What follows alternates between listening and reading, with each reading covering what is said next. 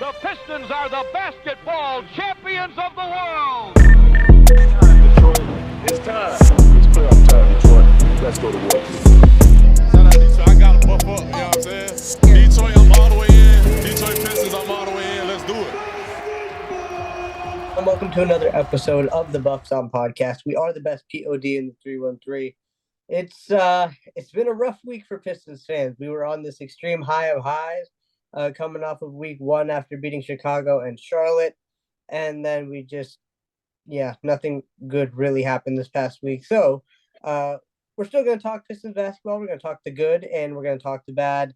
And we'll also do a look ahead to this upcoming week where the Pistons will play their first in-season tournament game. So that'll be something to look forward to as well. But before we get to any games, it just came to my head. How are you guys feeling about the official drop of the city jerseys? We'll start with Gabe.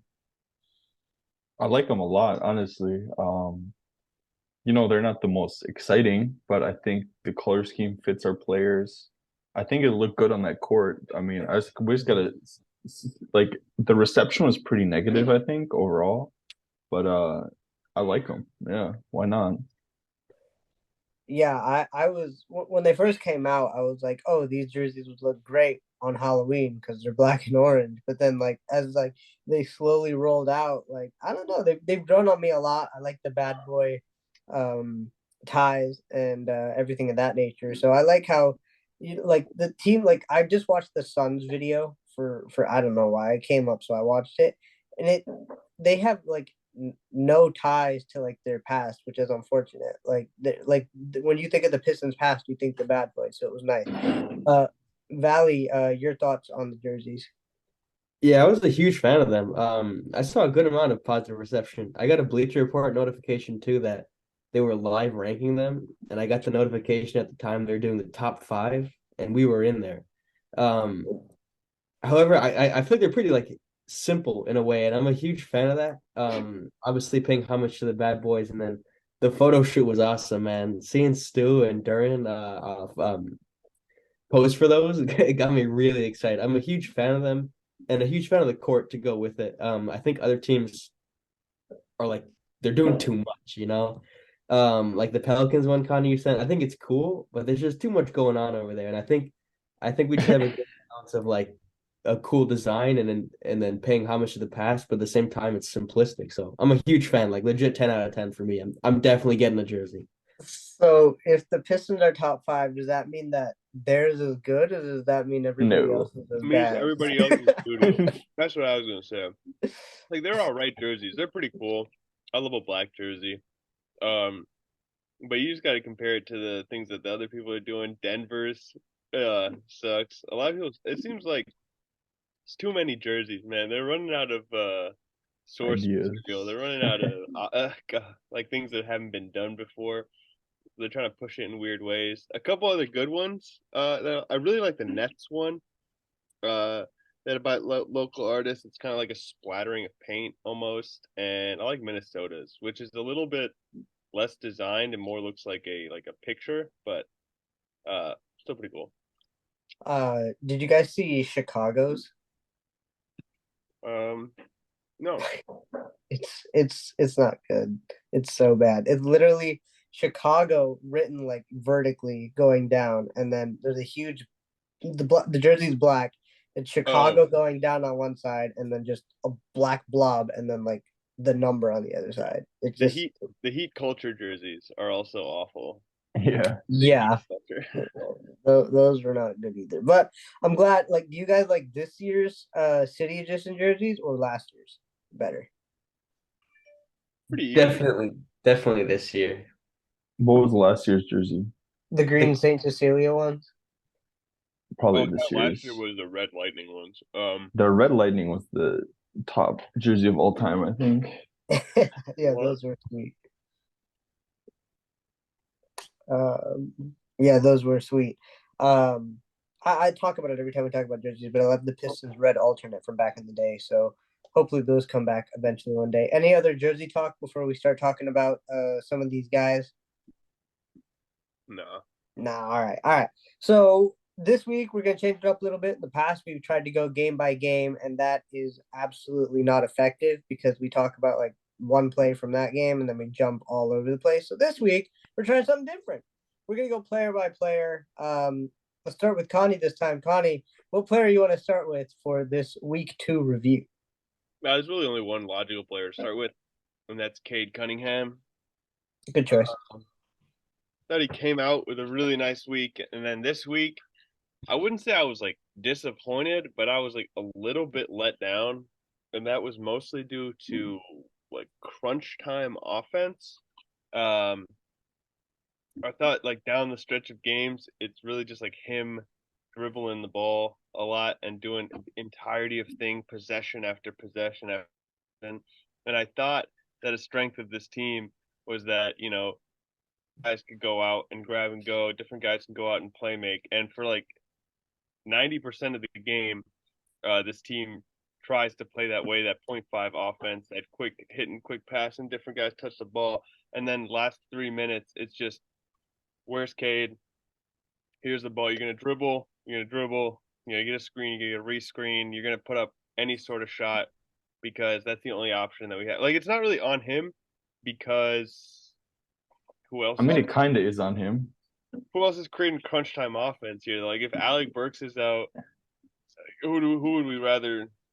I mean, teams just kind of do that in general. Get away from their normal offensive flow to just kind of go to their best guy down the stretch. It bothered me. I'll throw that in there. It bothered me how we just like kept giving it to him over and over. I get it. I You want mean, Kane to be him, and he needs reps to do it. But like after he fails, like the second or third time, like find another thing to do. Go ahead, Gabe. I think it makes sense to put, I mean, like Connie said, you put the ball in your best player's hands in the game, especially when you have basketball terrorist Killian Hayes next to you. Um, but like, I think it's just the nature and the type of shots that he took. He takes like a rushed, like 20-foot, like mid-range jumper too many times.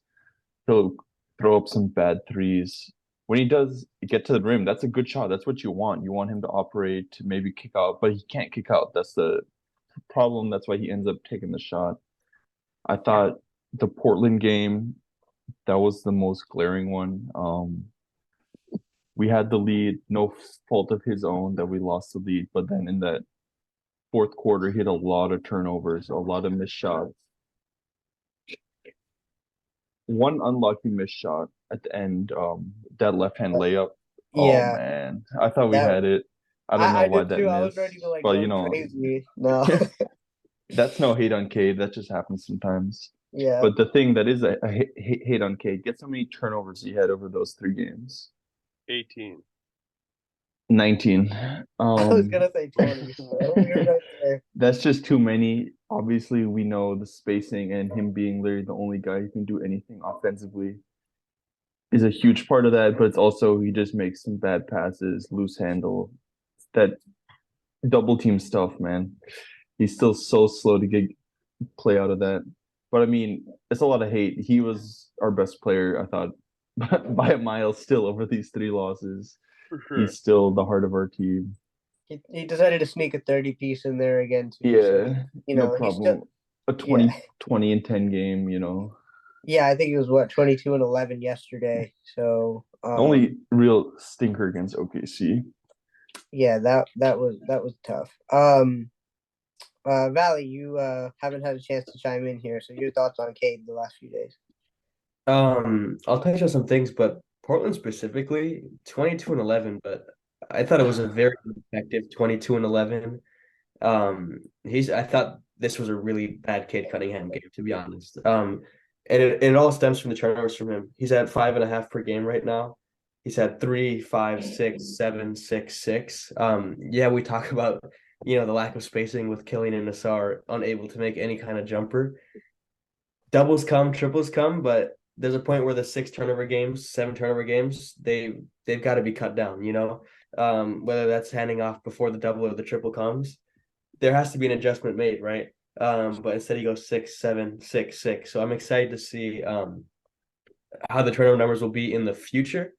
But obviously, I mean, we've seen all the flashes from Cade. And then, Gabe, you mentioned the 3-point shot, him kind of just getting some shots up there. He hasn't taken a three that I honestly have not been a fan with, because he's made so many of these. He's shooting 17 out of 41, just a touch below 42% from deep, which is elite status. His jumper looks so much better, and that's the most notable thing for me. Gotta touch on that. The arc on that shot, totally different from any previous Cade Cunningham season. Totally different jump shot. And then one other thing I want to touch on is just how disrespected this dude is. I honestly think if he was on any other team, man, he's shooting like 8 to 10 free throws per game because he seeks contact down there, and a super decisive pump fake that gets his defender in the air a lot of the time. And he just continues to not get whistles, and it's becoming incredibly frustrating to me to the point that it's disturbing me watching these games because Cade just gets no respect from the official. I know you guys probably see it a similar way, but has it been that obscure for you, the lack of whistles? Because for me, Uh, it's been outrageous. he doesn't like. We said this before. I don't think he has the skill that is foul drawing. NBA refs, they look for that little like flare, that head knockback, that something or another that he just doesn't really do. When he dropped on the ground after he got smacked in the face by Aiden. Okay, that one exception. That should have been and I don't really know how they didn't call that one, but he just kind of like plows through and goes up and tries his best to make the shot, which like as a basketball player is the right thing to do. But like you're trying to get foul calls. Like I don't see like other people that get a lot of calls. They have the mannerisms. They have the skill to get that call. They have the It verbal is an cues to get ability. that call. It's, I mean, when you look at Zach LaVine's 50 piece, for example, so I mean, an outrageous display of just scoring ability. Don't get me wrong, but so many times it's like, this guy studies how to draw fouls, and that's case in point right there. Kind of those little head nods. Um, but I mean, I don't know. I still feel like just glaring free throws, like just obvious fouls, like just smacks across the arm, or Gabe, like you said, getting hit in the face and ending up on the ground, getting hit in the eye. It's just a few things, you think that are guaranteed 4 or 5 free throws per game that he just isn't really getting. And it's I not just him, it's the team too. Yeah, Stu getting raked across both arms on that missed Yeah. dunk and nobody saying anything. Yeah. Go ahead, Gabe. What were you saying? I was gonna say I highlighted that too, the no calls, and then him becoming like frustrated over it. We saw last week when he got hype and he went on that little run. This week he kind of got sloppy. He got in his head a little bit, I think. He stopped driving as much. And he just played mad, and we all know you can't play mad. But yeah, Valley, that 3-point shot off the catch and shoot that's why I think I'm sure we'll talk about this more with like Ivy as a creator. Cade can play that off ball catch and shoot guy. I think he's proven that this year. I think he's better at catch and shoot than he is threes off the dribble, my opinion. He's pretty smooth either Yeah, way, I think. But yeah, that catch and shoot, it looks really clean. it does. I feel like whenever he catches and shoots, it goes in a lot more. Um, like man, why are my days all mixed up? I think it was yesterday. We had that great ball movement possession where it swung around, Killian like one dribble penetrations, flung it out to Cade for an open three. Like I knew that was going in because he was like had nobody near him, and B, whenever he catches and shoots, I'm just more confident. Um, any of the notes on Cade? Just at Yeah. this is sort of a note on Cade, sort of a note on the team. This week, I think we found that I think this spacing situation is completely unsustainable. I think that's a lot of the reasons that these Cade issues are coming out. The reason that he doesn't get to the paint, the reason that those double teams are tough, because when the double team comes, if he does make the quick pass and it's like swing swing, the swing doesn't work as well because that first person that he swings to, the defense doesn't react. They just like run back to their own, like sort of run back to their own man. So Yeah. the swing and the defense is just fully normally set up. Whereas like if it were a good shooting team, that first swing, they overreact to that person. That person gets the next swing. Cade gets a hockey assist. In this case, he goes swing. The team's like, oh, they swung to Killian Hayes or a Sar Thompson. And it's like, okay, let me just run back to my man because this guy's not a threat from out here. So I think a lot of these like turnovers and him doing it all himself, sort of like some of the issues we're seeing with him that I'm noting, could come down a little bit to just like the team composition at this point. It's looking a lot like last year right now. Like it shouldn't stay that way when guys come back, but I'm like this is what it was like to watch Pistons games last year too. It looks exactly Yeah, the same, more or less. a lot of similarities. The defense is a lot better though, I think. I mean, this Yeah, past week it was okay. It wasn't as good as it was in week one, but except um, for guarding CJ McCollum, of course. yeah, Or yeah. Josh I think Giddey. He Josh just ran in for layups every single time. toward down the stretch, Josh Giddey was just literally in a layup line. I There's don't no even. moves. It's just like a straight line drive. I'm Yeah, just gonna go by the guy and freaking yeah. lace him up. And I was like, what is happening here? So do we transition to the two guard in the lineup, or do you want to go to the other non-shooter? One of it is we're Uh, going non-shooter here. Which one is it? well, we have multiple, but I think the guy I want to bring up here is Asar Thompson. That's where I was gonna go with it. His 3-point percentage, 6.3%.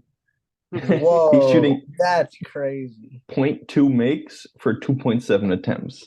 So he has 1 3-point make on the season? Or 2? He's got two. He Maybe had he's one. been close a couple times where he's like on the line or something.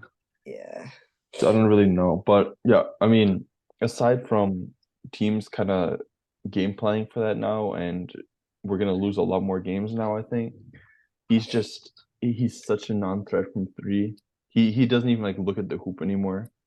Um, but aside from that, I thought he was one of our like best players this week. He didn't play too well versus OKC, I thought. But he did have a 15 and 10 double-double. He just seemed a little out of sorts, but he did lock up Shea a few times, like just stonewalled him, swatted him, and on a that's time. There was a exactly like stretch. Yeah, yeah, there's a stretch, and that's exactly what this team needs. On the flip side, though, I think guarding CJ, where like he's not a quick player, but he's just crafty, and like he drew so many just like touch fouls because the star was too close. He was always in his grill. Like he has to learn, play back. You're more athletic, you're faster, you can recover. Um, but yeah, I think just business as usual for him. I think that's just his defensive style. Just watching the way he plays defense, he is an in-your-face defender. I Yeah, think it's just depends on the referees that night, and he needs to learn to adjust to how the whistles are being blown on any particular night. Like CJ McCollum was getting all the whistles because he's CJ McCollum. He played that way against every other team we played. He literally rides the guy, he stonewalls them, and there's no whistles blown. And I'm like, oh, that's cool. So they're giving him some leeway. And then anytime he even tried that in New Orleans, he would get a whistle. So I that think, one ref was going crazy. oh It was my a ref. goodness. It was a ref. That was a statement game from that referee right there. Yeah, Yeah, but that was tough. And it's just this team is the foul discrepancy between teams is absurd. It's just not it seems I don't know. I feel like it's always been bad, but it seems really bad this year. Does it seem I mean extra we worse to anyone? we do play really handsy. Like there's a lot of times where like you can't really argue it, but then we don't get the call back on the other end. I feel a lot of times like Asar deserved those fouls against CJ. He was too aggressive. Duran they got for some cheap ones I thought on Valanciunas. But Yep. yeah, I mean I think it's just the way we play. We play aggressive, fast, handsy, you know. Sometimes the ref is having an off night and you just get called for those. Yeah. Yeah, yeah, the I ref mean, had an off night. Yeah. one thing we did see from Asar, or at least from Asar's team, I think they're much more willing to throw lobs to him now. Oh yeah. Oh yeah. On those fast breaks, they're like, "Fuck it, he's up there somewhere," and they're just gonna toss it up to him, just over the defender, and I think that's super effective. Most of his points, like I thought before the season, he's just gonna get 6 points a game running down the court, and that is seeming to be true. But the shooting, it's getting like, yeah, like Gabe said, like I think losses are about to start piling up now that like the other team realizes that you just fully don't have to guard these guys Like It you was can't just stand away from them. Even Stu, like if Stu's only gonna take like 2 threes a game, you don't have to guard him because even if he goes 2 for 2, that's 6 points. Like it's worth it. Yeah. Just cram the paint if it's you know if it means that he's gonna take 6 points from out there in the whole game. I think that's my main takeaway from this week is Stu just needs to shoot. He's at like 43% on the season, but he's taking less threes than he did last year. And like a lot of times, I remember specifically the one where Joe Harris swung him in the corner and Stu didn't shoot and he traveled. Yep. Like he's open enough. He's a huge guy. He has a high release. He just needs to shoot like 7 threes a game. You know, if the percentage drops a little, it's okay. We just need a threat of spacing. I don't think Monty wants that, which is an I think But- I think Montes has instructed him not to shoot more than 4, 5 max is my opinion. it's just a little silly for the. I mean, it makes more sense if we had like a fully healthy lineup, and I understand it a little bit more there if there were other big wings that could shoot, but like he is the one singular guy that is somewhat of a threat from out there right now. Because if it's not him, it's a SAR, like, you know, with like a mid range or Killian, you know, off of 3, and then it's like. Did come you on, guys Stu. see how many shots in a row Asar put up yesterday? He got on a little streak there. I've never seen someone airball 4 threes in one game. He Oh, me airballed neither. 4. It was bad, man. I turned the game off a few minutes into the third. I couldn't watch it anymore. They had a half-ass comeback down the end there. Looked Yeah, alright. it was entertaining. What was I gonna say? I think the Asar shooting barrage came from Monty Williams because I think it was at the end of what game did Killian go over? The Portland game. At the end of the Portland game, he was asked about Killian's struggles, and he said like those shots that he's accustomed to falling are not falling, and I don't as of those shots are gonna eventually need to fall, but I need to see confidence in the shots that you're taking, and I think Asar like took that and was like, oh cool, I can shoot as long as I'm confident with it, and man, he was just shooting and shooting and shooting, and it just was it was a really it was not good. I think he missed like 4 or 5. He took shots like by himself 4 or 5 in a row. It was just Like he I, was I wide don't open. know. Yeah, he was, yeah, and like eventually he literally had time to size him up because the defense was like, oh, he's gonna shoot it, like just leave him alone. It was so bad. Any other notes on Asar? Again, like you said, he was hanging in the rafters for a little bit on those lobs. The back-to-back lobs against Portland were very fun. He's everywhere on the court. I mean, I think defensively, whether it was why did the OKC game seem so far gone? But during the OKC game, I thought he was really good. We talked about the ticky-tacky fouls yesterday against New Orleans, but I think he's still building his reputation. So once like he has that reputation, he won't get called as much for those. Any other notes on Asar, or we can move on to somebody else? I hate his one-on-one isolations that start from the mid-range or the 3-point line. Yep. I don't know why it's a consistent option. I unironically would rather have Killian Hayes do that because I think it results in a better shot more often than not. I don't know why we end up going to him isoing. It's proven incredibly ineffective. I feel like that always happens after Stu turns down a 3 or something. Yeah. And it's just a turnover when Asar dribbles the ball. He It just does is- so much other stuff really well. Yeah. I think Oh, wow. He's one of the guys where it's a victim of well, he's part of it, but he would look so much better offensively with spacing around him. It would be truly so much better. You know what the funniest thing is? And this isn't me being a Killian Hayes super supporter. If we had Bojan right now, I think Monty Williams would slot Bojan in for Asar Thompson and run that starting 5. That's my personal opinion as to what my guess as to what Monty would actually do. Yeah, because then let's move forwards. Let's move forwards into the next player that is seemingly. Yeah, let's he talk must about it. have like. Does he have like blackmail on Monty Williams? Does he have like pictures of him cheating on his wife? Like, what is the reason that this man has absolutely in love with playing Killian Hayes this much. Like, I'm wait, I'm 1,000% like on board with you guys. I just want to get that clear. But I want to ask you guys who you would rather start, because for me, it's not Ivy. I think I would rather, if Burks is healthy, I would rather go Burks. If not, I would rather Definitely. go Joe Harris. Because Yeah. Ivy for me, I mean, we'll get back on him, but he still looks a bit lost in the offensive system. Although his 3-point shot looks a lot better. And defensively, my God, he could not stay in front of like anyone right now. Who would you go to, Connie, to start instead of Killian? right now, I think Burks. Okay, Uh, Gabe, you go the same? I mean, the last 2 games where Burks is out, I agree. I'd start Joe Harris as well. But you would But go yeah, I'd Burks if start Burks available. Burks. Yeah. Okay. I would go Burks, Ivy, Harris, Killian. Last. I know Ivy's got his issues, but at least he provides some sort of offense. No consideration for Marcus Sasser from anyone? No, not yet. I Why think not? I'd have him above Killian. I'm gonna be honest. Like, I have a lot of notes Did- here where I just write Sasser over Killian ? Would Sasser make that shot? And especially last game we saw, he's a good offensive player. He can shoot. He can do stuff off like a floater or something. He's small. I get Monty doesn't like that. Killian though, I gotta give him credit. He played pretty well last game, all things considered.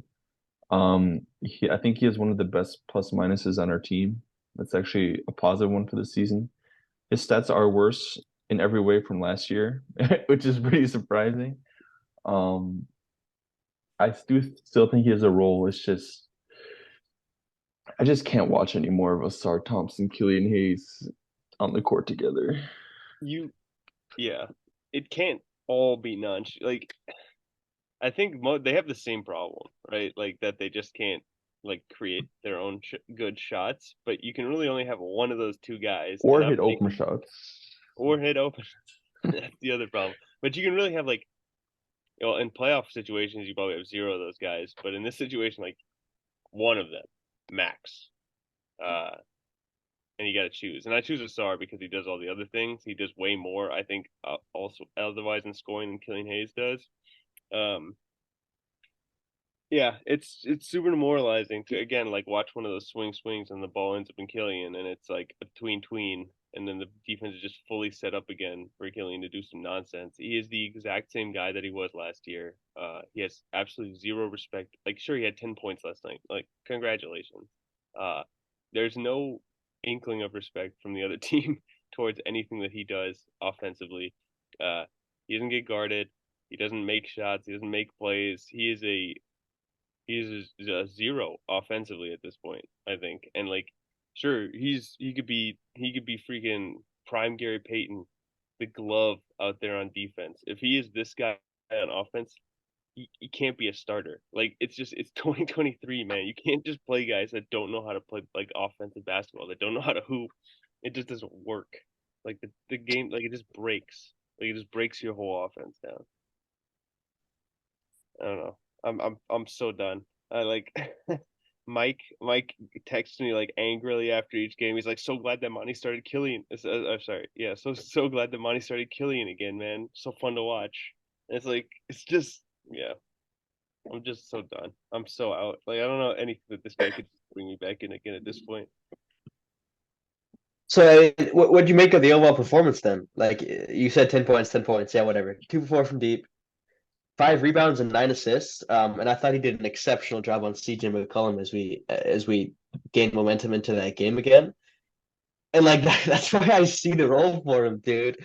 But I might be in the extreme minority here, but like I kind of got some belief in the jumper. I'm not even gonna lie.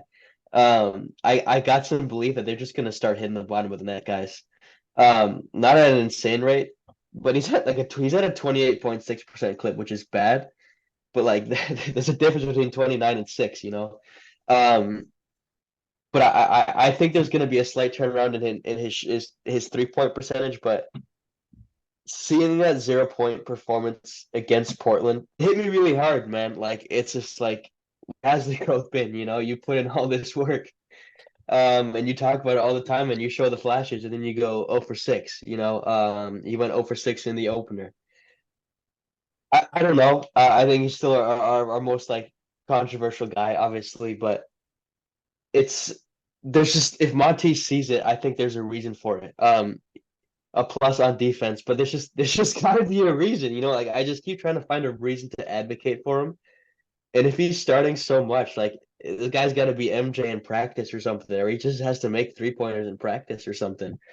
And it's been the same old story. Can he make threes? And I'm just saying, I think he's going to sneak up into the low 30s and then keep going in an upward trajectory from there pretty soon. Monty Williams said like he's not hitting shots in the way that he's accustomed to, and to that I have to say like, have you watched him play in the NBA? Like, what is he accustomed to? He's not like he's hitting shots at the same clip that he was the year before, and the year before that, and the year before that. Like it's year 4 for this Um, dude. Like, one one thing I thought was was kind of funny that kind of cements his spot in this rotation was in the post game presser when Monty Williams they asked him about Marcus Sass's performance and he said he's starting to look like a good compliment to Cade and Killian. I thought that was really funny and it upset a lot of people in the comment section there, but it just cements his position in this rotation, which maybe is a sign of confidence, but I don't know. I really don't know. I don't know how to ask this question without giving the answer, so I'm just going to say it. Killian also got two play. Whenever we have a baseline out of bounds play and Joe Harris isn't in the game, you know who's getting that ball? It's Killian Hayes. And it's him going to his left and shooting from the baseline. So I don't think Monty Williams would run a play for Killian Hayes if he didn't have faith in his shot, right? I mean, defense aside, right? It's Monty Williams running plays to get Killian Hayes going offensively.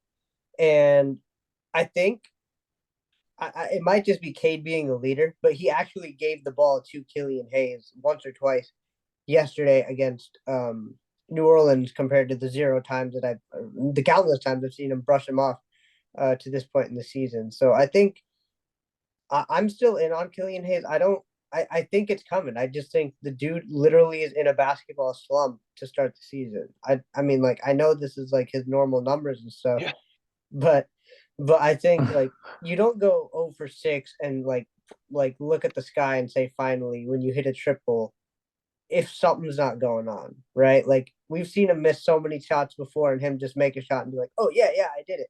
This time it seemed a little different. So I don't know, maybe there's more going on behind the scenes that we're not seeing, but look, we hired Monty Williams because we think he is the coach that can take us to win a championship. But at the same time, if he's making a decision, he's making a decision right now. I mean, to be fair, we're what are we, 2-4 now? Yeah. We're 6 games into the Monty Williams era. Why are we judging him so hard if he's starting Killian Hayes? We're 6 games in. He's out without 3 of his best shooters right now. Like, if he wants to play Killian and just maybe Monty is just publicly praising Killian Hayes to give him the confidence to maybe it'll make him play better. Maybe that's all it is. Maybe it's just him saying, like, yeah, kid, go get him. And then once Bogey, Morris, and Burks come back, it's like, all right, dude, I tried. I mean, we still have 2 to 3 weeks without Bojan Bogdanovic, without Monte Morris, without Isaiah Livers. So, I mean, I get it. Pistons fans are frustrated, but look, the guy that we gave the keys to the kingdom is saying these things. So, I mean, he's a better basketball mind than all of us put together. So if he sees something, I'm not going to question it. I'm also not going to go against it if he's agreeing with what I say. So that's another thing there. Any other thoughts on Killian Hayes? Because I know we can go on for a long time about Killian Hayes. Nothing much really. I agree. Monty Williams, he knows what he's doing, obviously. He knows more than us and the rest of the fans. And I'm sure Killian earned that starting spot in camp or in preseason or something because he is a good team player, a good defender. But at some point, the wellness of our superstar, Cade, and the team as a whole kind of takes precedence over what he does when he's not on the court, when he's in the practice facility. And I like at the very longest, it has to be when those guys come back. He can't be starting over those other guys. I mean, I I don't think think he will. a Actually, I have natural. one. Mm? I have a theory on why Killian is starting.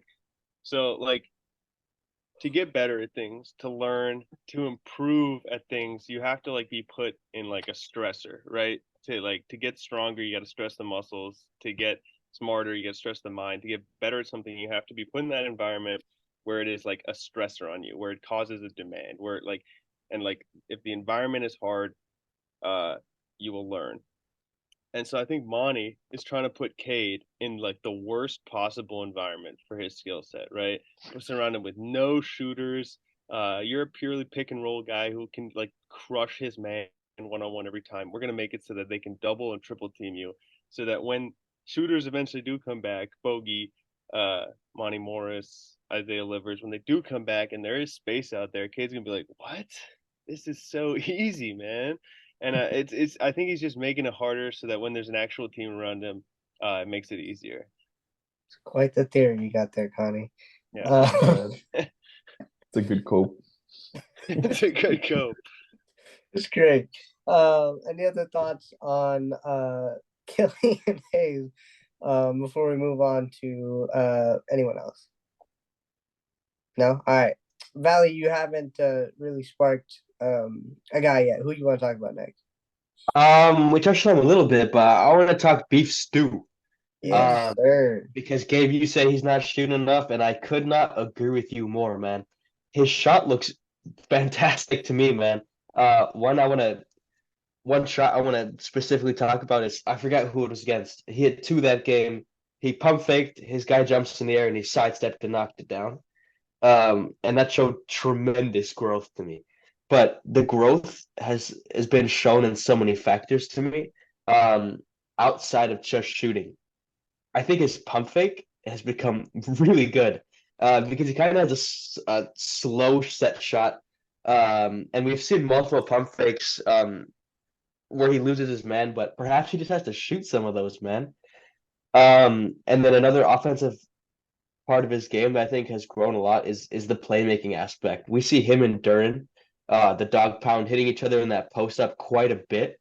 Against Portland, Stu picked up two early fouls and checked out, but still managed to rack up 4 first quarter assists in that game. And that's an aspect of his game I think has taken a tremendous leap. And then people kind of forget about what it takes to transition to a power forward role, because they're so fixated on the 3-point shot that they forget about so many of those other aspects, like the playmaking, like just making the overall right decision. And then on the defensive side of things, I think he's done a much better job at staying down on the ground. Asar stands out as our like, oh my God, and him and Duran like amazing defenders because they're getting these ridiculous blocked and like 4 or 5 of them a game sometimes. But Stu is such a steady presence, and like I said, several occasions, I think he would have jumped last year even on his man on pump fakes, but he's done a much better job at staying down. And then I've always been a huge fan of his ability to switch, and his switch ability just seems to still be at a really high level, which is so valuable to this team. So cons, I want him to shoot more. And that's pretty much all I gotta say, man. Shoot the ball, Isaiah. I want to see 7 threes a game, like Gabe said. Yeah, I Um, completely agree. He's been great this year, I think, overall. I noticed especially the last 2 games. I know we talked earlier about the grab and go and we kind of excluded Stu, but the last 2 games he's been taken off a little and like he can run, like he can handle, which is I think more than even I expected. And I'm I'm pretty high on the Pistons usually, but he can really move. I want to see more of that. I want to see more. He had Valley, like you said, he had some nice patient passes to Cade. Duran, of course, he's a pretty smart player. It just moves a little fast for him, I think, sometimes. And yeah, just those threes, man. I don't think there's really anything new. He just needs to take more threes. Yeah, there was that one. He pump faked DeAndre Ayton, took one step, and then he did something what I'd never seen him do before, which was like step back and get DeAndre Ayton on his hip. So like he sealed Da behind him, and then Jeremy Grant had to come down and stop him from in front, or he's gonna get a free wide open layup, and he just smoothly kicked a Cade for a wide open 3-pointer.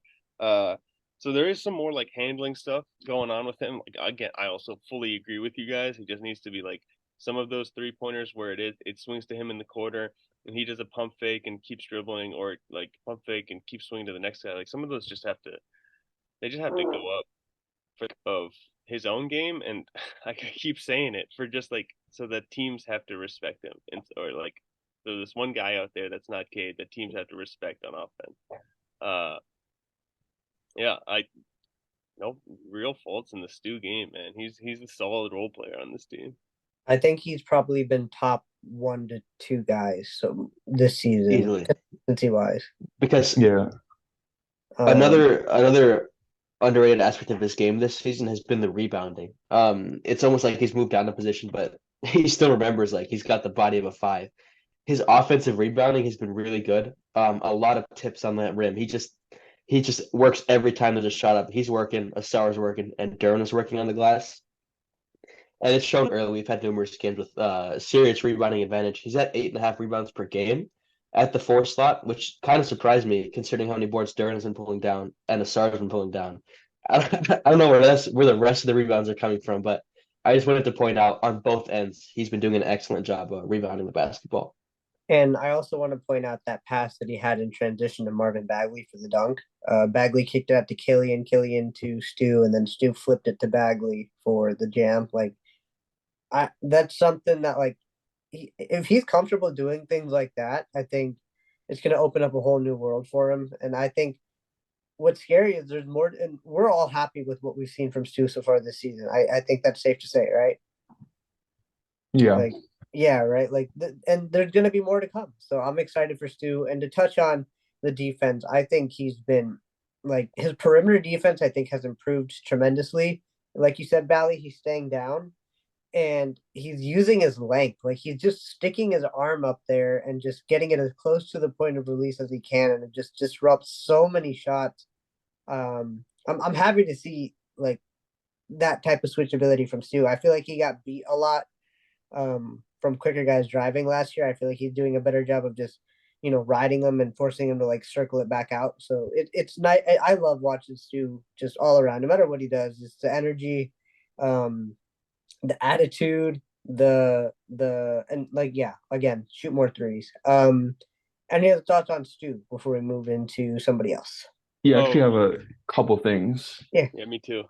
I'll say one kind and then you can go ahead. I think you talked about the switchability, and that was the main thing I was looking at against that J-Dub match against OKC. He drove by Stu pretty easily a few times. And I think in general, they're kind of like ball handling really messed with us, as like Duran as well, who I think we'll talk about later. But I think that was definitely an issue for Stu to be able to play against those small ball fours. Still not convinced that he can do it in more than just like a switch on the pick and roll type of thing. And then, Connie, you can go ahead. I've one more point I'll say afterwards. Just that Stu is really physical in times where you don't like need to be, like the off times, the in between times, like causing other team to like lose energy when it's not game time. Big instance that when we did the jump ball against OKC, Duran and Chet were lining up. They took a little bit of time. Stu was just like more and more just like leaning on J-Dub and like moving him over. By the time the jump actually happened, Stu was just fully on OKC's side of the court, just like leaning on J, like no reason to do it. The game hasn't even started yet. There's no possession, but he's just like applying some weight. Like you're gonna get a little more tired.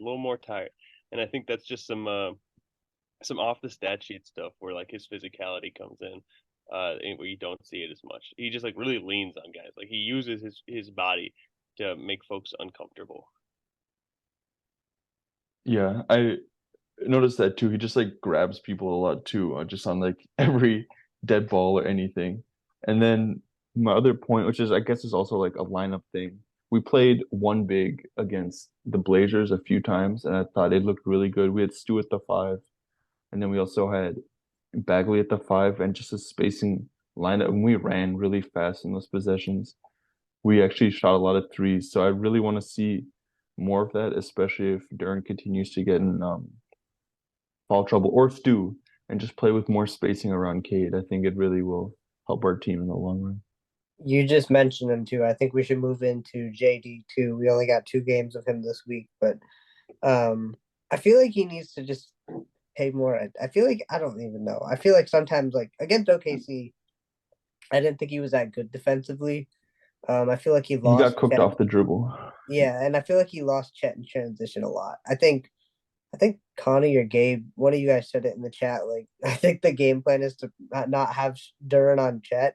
I don't think that was the game plan at all. I think Duran just like forgot to get his man because he was worried about a drive or something. So, I feel like you just got to pay more attention to his guy if he can shoot. And as for the fouls that he got called against Valanciunas, that was just a physical matchup. It could have gone either way, and it unfortunately didn't go Duran's way. I think that's all it was. Yeah, pretty underwhelming week, I think, overall for Duran. He was kind of too big and too slow for Chet. And then, yeah, like you said, he just missed Chet on all those like trailing threes.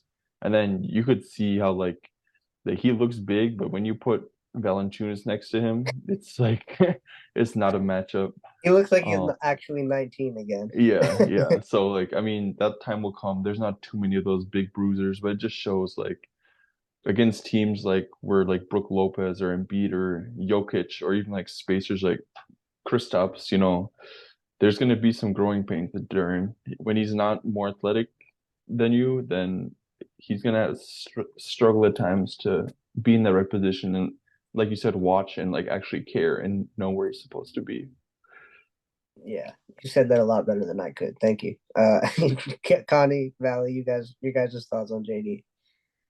Yeah, just to keep being negative. I don't think he's got like. I mean, again, he's a very young big man. The intricacies of rolling down, like when he rolls and he gets the ball, like the one thing that he does is basically like jump up and try to finish, which is most of the time very effective.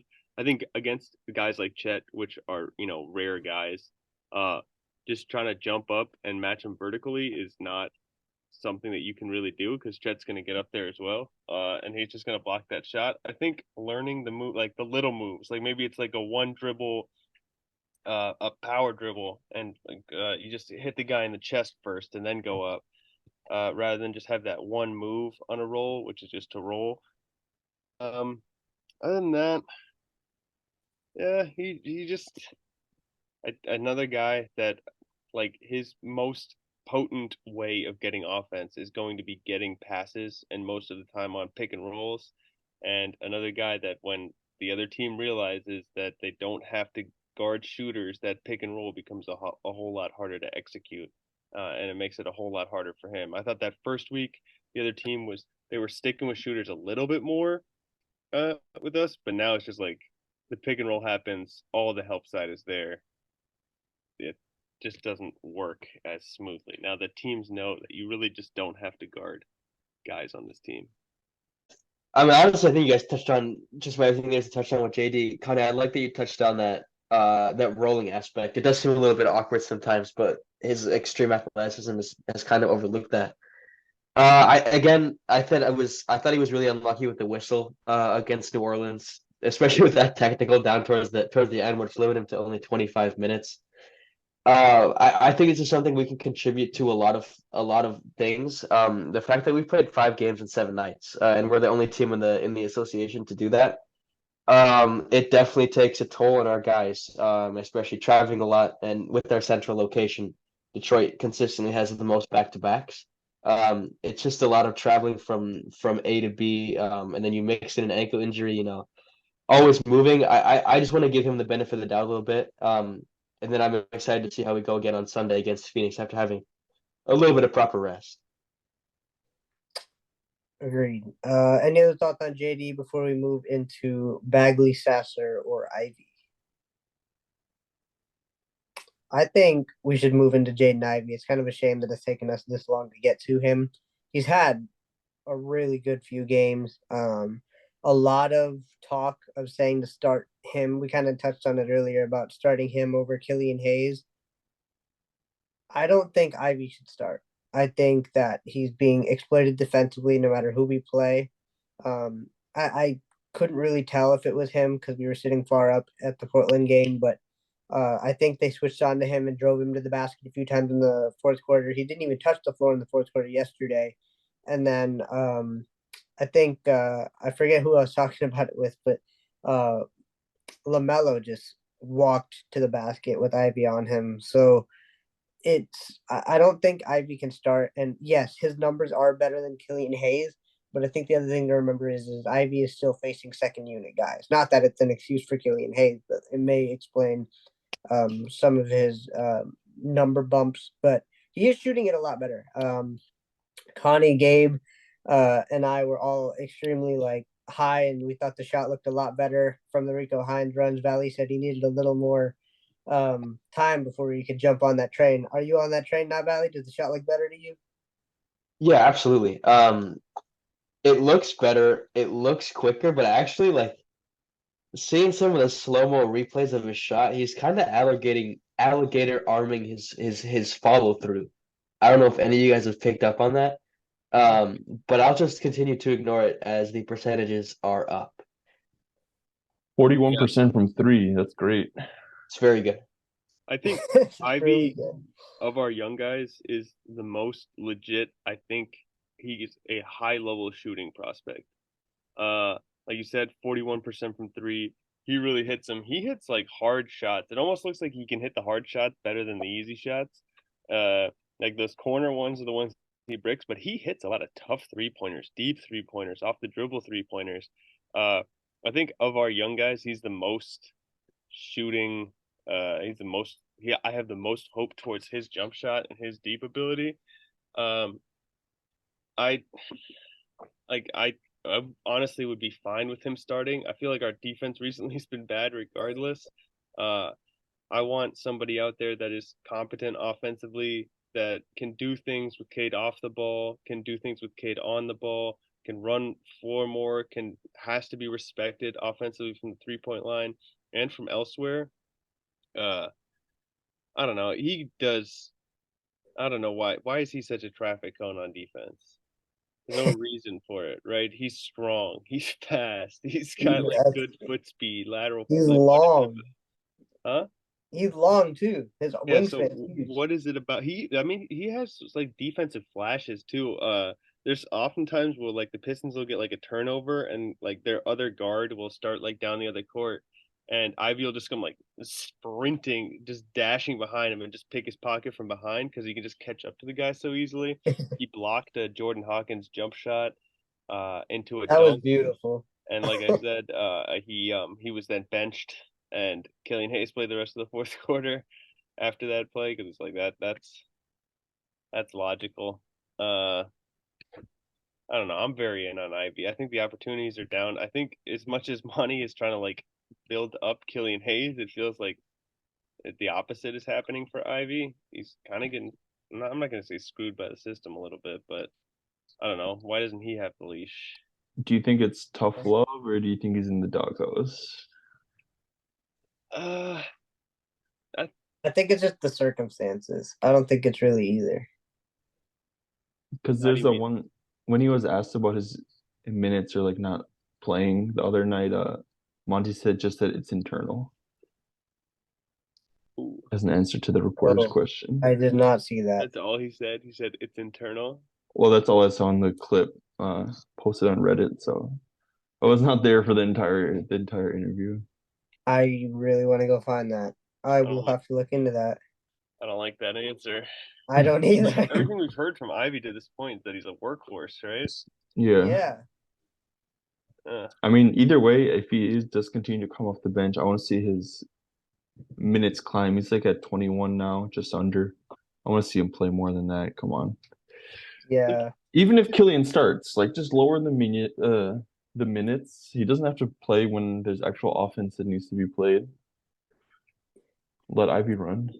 Yeah, I don't know. I mean, Killian doesn't. I mean, how many minutes is Killian getting? Because he gets taken out pretty early in the first quarter. 29. And then 29. Okay, so he gets taken out pretty early in the first quarter. I don't know if that's to preserve his energy for later in the game or if it's just like a matter of rotation. I don't know what it is, but I feel like Killian's taken out early, so I'd be okay with taking Killian out after we establish some sort of defensive presence and then move into Ivy, or I mean when Burks comes back, or Burks or Morris.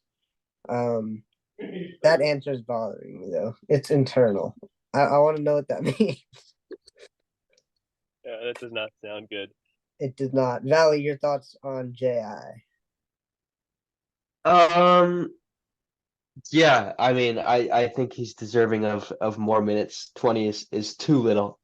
Like you said, Gabe, even if Killian's the one starting or whoever's the one starting, I feel like he's got to at least be given the opportunity to get 25, 30 minutes.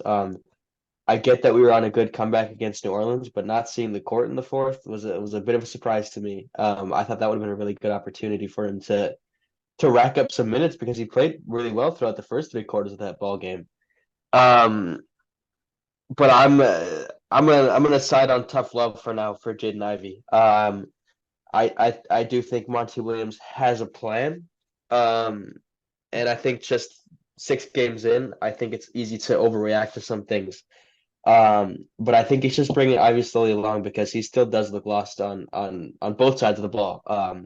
A bit too much for I'm sure his liking right now. So tough love. But I think as the season goes on, the minutes will increase and perhaps even that starting lineup will change. Agreed. Any other thoughts on JI before we move into Bagley or Sasser? I'm gonna vote and say Marcus Sasser. He has been everything that I thought he would be and more.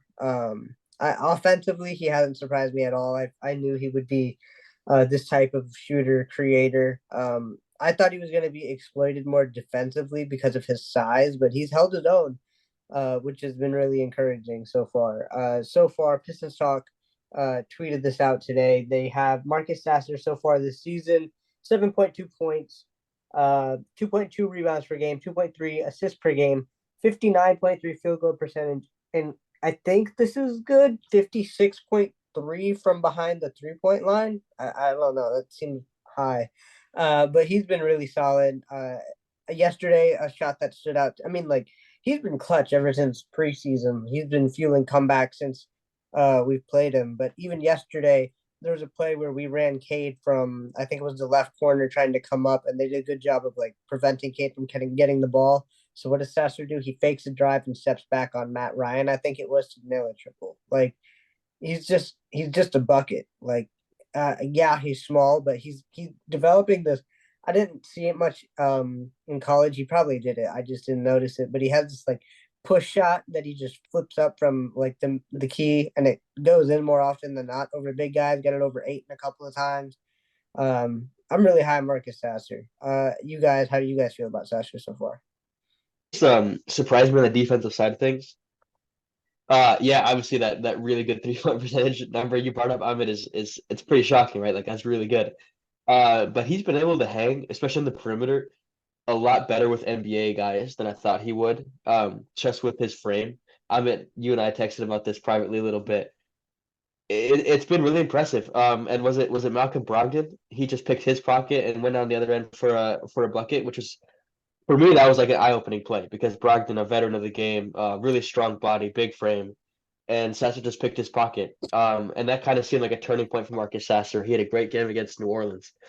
I'm really optimistic about how he played. And Monty Williams said he excelled playing next to Cade and Killian in a 3-guard lineup, which he did against New Orleans. So I think there's more opportunity for him to play there. But he's been way ahead of the curve for me. And it's good to have that little in-between game. His push shot looks really good from like 5 to 8, 9 feet out. I mean, like you said, he's got a nice soft touch on that, and he gets it really high up over defenders. So it's good for that smaller guy. He's able to create his own on those step-back threes, catch and shoot threes or down. And then he has a little in-between game on top of being just an overall unselfish basketball player, I think. Yeah. One thing I forgot to mention when we were talking about Cade, I'm looking at our post-game post from the Pelicans game. I don't know why it just came to my head now, but Sasser from the Pelicans game had 19 points, was 6 for 10 from the field and 5 for 8 from 3. Cade in the Portland game was 5 for 9 from 3. I just wanted to throw that out there, and that it stood out to me. But Sasser shooting 60% from the field and 5 for 8 from deep is not easy, and it's encouraging to see. Um, we'll go with Gabe or Connie. Your guys' thoughts on Marcus Sasser? I don't really have too much to add. It was interesting. I thought he was the first person off the bench last game. Um, that kind of shows trust in him versus Jaden Ivey. Who knows really what's going on there. But as long as he continues to be efficient, I do see, like, he has the mold of being like a Darius Garland type of player that really shifty, really nimble. You know, stars get drafted at any point, and I'm not trying to overreact here, but he looks like really, really good offensively, really in control. And then, like you guys said, he's holding his own on defense. So I do want to just like we predicted earlier that he's gonna spend most of his time in the G League probably. I wouldn't be surprised by like the midpoint of the season if he takes Killian's role, maybe even Jaden Ivey's role, which I just hope not. But I think he's going to take Alec Burks' role. I don't think Burks is here the whole year. no, I don't think so either. But I think he'll be in our rotation all year, which is more than I could have ever imagined in the preseason. Fair enough. Connie, anything to add on Sasser? No, not a whole lot. I just think I mean, he's been all right, but I mean, we're like giving big minutes to a second round guard. I'm not Yeah, too happy about that. fair enough. We'll keep it moving then because we still got a couple things to touch on here. I think anything anyone wants to say, especially about Marvin Bagley, I think that us taking this long to talk about Marvin Bagley speaks more than if we actually talked about him earlier, because I think Marvin Bagley's been good. He's been consistent. He's kind of improved defensively. I think he's Oh yeah. still he was doing a nice job of playing physical with DeAndre Ayton, which I liked. I think Monty pointed that out before the game. That's what you need to do. I also wanted to say, like, during the Portland game, like the first, I think it was like 5 minutes, DeAndre Ayton was feasting, and then Monty called the timeout, and it basically stopped after that. So there's the Monty Williams effect right there, being able to stop something in its tracks and go out throughout the game. And the Pistons played well for the next 2.5 quarters until they started faltering. But yeah, Marvin Bagley has been very good as a backup big. He's showing us why he beat out James Wiseman, and he's showing us that he may actually have a spot on this team in the future. Gabe, your thoughts on Bagley? Yeah, I'm pleasantly surprised. He is continuing to play at a good level. He's just good, which again, more than I expected from him. Yeah, I like him as the backup five. And we saw the few disastrous minutes when James Wiseman had to step on the court instead of him. And we kind of see how good Bagley is compared to him. Still no 3-point shot, but yeah, he's good off the bench. He is. Connie, Valley, anything to add on Bagley before we look ahead? Not All right. not particularly. He's been solid, He's played his role as a play finisher, and he has been a notably an improved defender throughout the early start to the season. He has indeed. Hopefully he can continue to keep that up. Pistons got a tough week ahead. 4 games over the next 8 days, including a back-to-back and our first in-season tourney game. First game of the debut of is the first of 9 times the Pistons will wear their bad boy jerseys. They say 7, but that's in addition to the 2 home in-season tourney games. But first game, 3 p.m. matinee against the Sun. Why do we always play the Suns on like a Sunday at like 3 o'clock? I don't understand that. And then the next night, no rest for the weary. Steph Curry, Klay Thompson, Draymond Green, Chris Paul, Andrew Wiggins come into town, and that'll be an interesting matchup, especially coming off of the back-to-back. If the guys, we swept the Warriors last year, so we'll see how that goes. And I'm then gonna take a guess and say they're not gonna play. Yeah, yeah, that's probably safe to say. And then rounding out the week, you got Damian Lillard and the Bucks with Giannis on Wednesday the 8th, and then the in-season tourney game against a James Harden-less 76ers on Friday. I posted this on social media, a lot of 0-4 energy this week. and I'm unfortunately leaning towards that way. I don't see really a win this week. Yeah, I'm gonna go 0-4 as well. I said I think teams just have figured out this team a little bit. It's no more surprising with the motion. I think until better guys come on this team and play, I think we're gonna see a lot of losses in November. 0-4.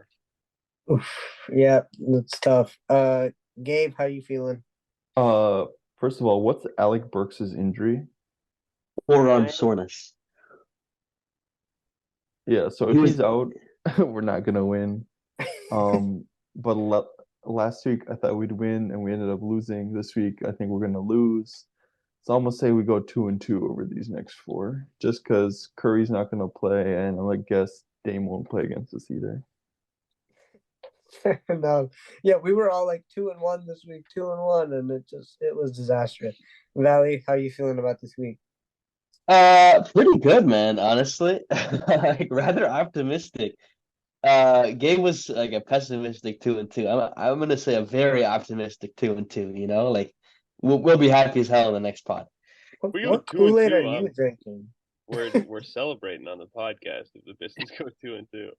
If Alright, if get we ready to win that celebrate. in-season tournament game, I'll be celebrating. Me too.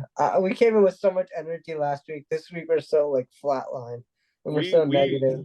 We were Icarus last week, man. We got a little bit of wings, and we started talking. We started talking like the Pistons won a championship, man. We got a little too close to the sun. We got to realize what the composition of this current roster is, and adjust accordingly. I even said Valley might be right with his record 50 prediction. wins. Still am. You're still in on the 50? All right. No, 49. 49 was the official 49. prediction. Okay. Yeah, come on, not 50. Let's be reasonable here on it. Okay. No. Speaking of being reasonable, anybody got a come on, bro moment from this past week? Come on, bro. Oh man. Oh yeah, I do. Run it. It was when was it against Portland when Killian didn't make a single shot and he was like the only one down the court. I don't know how, and he was wide open in the corner for like all day. Like he realistically could set up a tent, and he just bricked it so hard, and the whole crowd goes, "Oh!" I think that's a perfect come on, bro. Come on, bro. That was a perfect come on, bro moment. Gabe, Connie, you guys got one? When Asar like dribbled for a little at the top of the key and pulled up, and it was probably like 6 feet short of the rim. I was just like, all right, time to go to bed. Come on, bro. That was a good one. Connie, you got one? We were trying to make the comeback against the Pelicans, and I think it was Stu. I think it was Stewart Durant. Somebody missed like an easy dunk that led to a bucket on the other side, and it kind of ended the comeback. And I was like, come on, bro. And also that streak that you talked about of Asar just really pulling up threes, and it's just like airball brick, airball brick, airball brick. Come on, come on, man. That was mine, man. Bro. That was mine. Also, when we were at the game, and the refs were just blowing the whistles all for Portland. Also, if you haven't seen the free throw discrepancy in that game, 33 for Portland and 11 for Detroit. For my math whizzes out there, the Portland Trailblazers had 3 times as many free throw attempts as the Detroit Pistons. That doesn't seem fair. Somebody tweeted that they don't think they've ever seen that in their career watching basketball, but it was that, and then the fans kept chanting, refs, you suck. So the Pistons kept putting up on the video board fan conduct policy, and they were trying to tell us to calm down. I wasn't chanting, but I just thought it was funny. I was like, come on, Sure bro. you weren't. Come on, No, I wasn't. I had to be professional. I was representing the university. But yeah, man, that was tough. What was the other one? Oh, Asar airballed a 3 from like the left wing.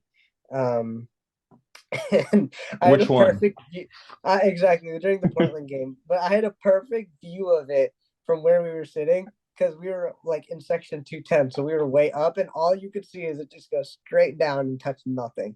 I was like, come on, bro. Come on, bro. Also that Stu travel in the corner. That was After the other Joe one. Harris passed. Come on, bro. Come on, bro. Yeah, man, that was bad. Every time Killian We've got too many offense. I told you it's gonna be a fun segment. Connie could pick on Killian with any command. I said every time Killian touches the ball on offense, it completely stops the momentum's going on. Like, come on. I've got to come on, bro. It's probably these Killian haters. Get off his back. Come on, bro. I'm pretty sure that's what Killian said after he made that 3-pointer from the right wing. He was like, "Come on, bro! Like, finally." Man, I love this segment. This is gonna be fun this year. Hopefully, we have some more positive "come on, bro" moments. If that's a possible thing. Any other things to touch on before we get out of here? We went pretty in depth on the roster today. No? All right. Well, anything else we need to touch on? I can't think of anything. All right. Well, thank you guys so much for listening to this episode of the Buffs On Podcast.